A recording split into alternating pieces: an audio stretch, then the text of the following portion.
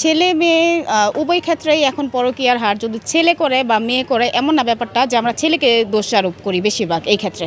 So ছেলেরা যায় কার কাছে? আলটিমেটলি কিন্তু একটা মেয়ের কাছেই যাচ্ছে। সো মেয়েটা এগ্রি না করলে কিন্তু যেতে পারতো না। সো উভয় পক্ষেরই প্রবলেম আছে। সো দুইজনেই সংসার করার ক্ষেত্রে সব কিছুর ক্ষেত্রেই দুইজনকে স্যাক্রিফাইস করতে হবে। মেয়েরা টাকার পিছনে ছিটে এমন না ব্যাপারটা, সব ক্ষেত্রে মেয়েরা টাকার পিছনে ছুটবে ব্যাপারটা তো এমন না। ছেলেরা দেখা যায় মেয়েদের দুর্বলতার সুযোগ নেয়। ধরেন গার্লফ্রেন্ড বয়ফ্রেন্ড থাকে, তারা অনেক সময় অনেক ব্যাপারে অনেক কিছু মানে ফোর্স করতে পারে। সো এটাতে মেয়েদের এগ্রি করা উচিত না, সব কিছুই বিবেচনা করা উচিত। এই লাইফে একটা লাইফে যখন থাকে মানুষ অনেক ভুল করে, সো এটা অ্যাভয়েড করা উচিত। মেয়েদের উদ্দেশ্যে কোনো সতর্কবার্তা দিতে চাচ্ছেন কি? মেয়েদের উদ্দেশ্যে জাস্ট একটা কথাই বলবো, কোনো ছেলেকে বিশ্বাস করবেন না, কেউ ভালো না। So don't trust. হ্যাঁ, আপনি কতটুকু হ্যাপি সংসার? আলহামদুলিল্লাহ বলবো না, কজ আমি হচ্ছি বলতে গেলে এখন এটা ওপেনলি বলা ঠিক কিনা আমি জানি না। সো আমি কিন্তু এখন রাইট নাও সিঙ্গেল মাদার। পরকীয়ায় আমি একটা ভিকটিম। সো এর থেকে বেশি আমি কিছু বলতে চাই না। হ্যাঁ, কি ভয় পাচ্ছেন? না না, ভয় পাওয়ার কিছু নাই।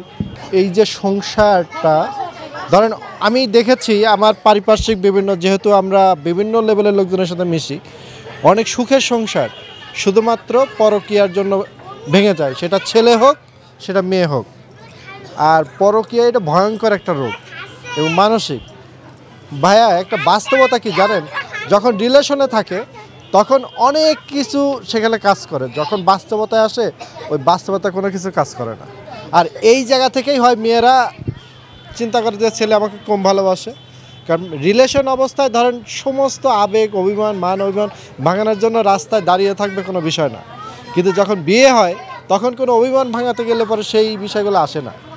আর এইসব কারণেই মনে করে মেয়েরা যে ছেলেরা কম ভালোবাসে, তার জন্য হয়তো বা আমাকে আদার্স ওই যে ফোন থেকে যে বলে কেমন আছো, খাইছো, ঘুরতে গেছো কিনা, এই যে আস্তে আস্তে তার প্রতি একটা টান চলে আসে, সেখান থেকেই মূলত ছেলেদের প্রতি মেয়েদের একটা ঘৃণা আসে বা মেয়েদের থেকে একটা আসে। এই পরকীয়াটা সেভাবেই ধাবিত হয়ে একটা সময় সব কিছু চুরমার হয়ে ধরেন শেষ হয়ে যায়। তখন ওই সুগার ড্যাডি বা সুগার মমের পিছে দৌড়ায়, অ্যাভেলেবেল আছে। আমি কয়েকদিন আগেও একজনের হিস্ট্রি শুনলাম, শুনে আমার খুব কষ্ট লাগছে। সেই মেয়ে এখন ফ্রান্সে সেটেল হয়ে গেছে, অথচ একটা সময় সে নর্মাল একটা বাসায় থাকতো, এই ঢাকাতেই, আমাদের মোহাম্মদপুরে। আসলে যার যার মেন্টালিটির উপর মেন্টালি ডিপেন্ড করে, সবাই তো আর একরকম না। এখন অনেকে আছে যে অনেক মেয়েরা ভাবে যে আমার হাজব্যান্ড যেহেতু বাহিরে আমি অনেক কিছুই করতে পারি। আসলে যার যার মেন্টালিটির উপর, এটা আমার কিছু বলার নেই, কারণ নিজে আমি ভালো তো জগৎ ভালো। এখন এখানে কি বলবো আর বলেন, এটা উচিত না, যদিও কষ্ট করতেছে এইটাই।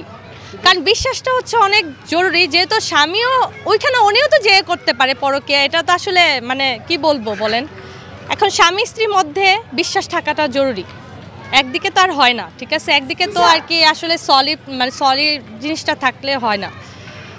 আপনি যেমন বলতেছেন স্ত্রী খারাপ পরকীয়া করলে, যদি স্বামীটাও সেম কাজ করে বাহিরে, যে এটা দায়ভার, এটা উচিত না। এটা আসলে এখন এটা আমরা বেশি শুনতেছি, এটার জন্য আমাদের এখন নিজেরই একটা আতঙ্ক কাজ করে।